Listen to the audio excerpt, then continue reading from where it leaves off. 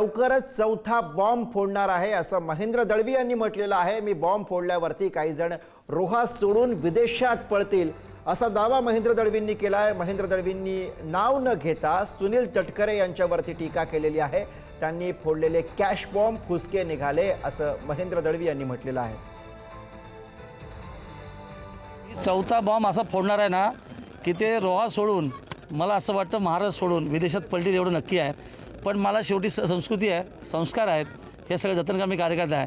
त्यांनी 1-2 काय जे कॅश बॉम्ब फोडले ते सगळे फुसके निघाले। आपण बघितलं सुपारी देऊन खऱ्या अर्थाने अशा लोकांना उभं करणं हे त्यांना शोभनीय निश्चित नाही। त्यांची उतरती काळ लागली आहे। मला असं वाटतं अजितदादाचं परवाचं जे स्टेटमेंट आहे खऱ्या अर्थाने पालकमंत्र्याविषयीचं ते दिशादर्शक निश्चित आहे। येणाऱ्या काळामध्ये भरवशाच्या रूपाने आम्हाला पालकमंत्री मिळेल हा पूर्ण विश्वास आहे।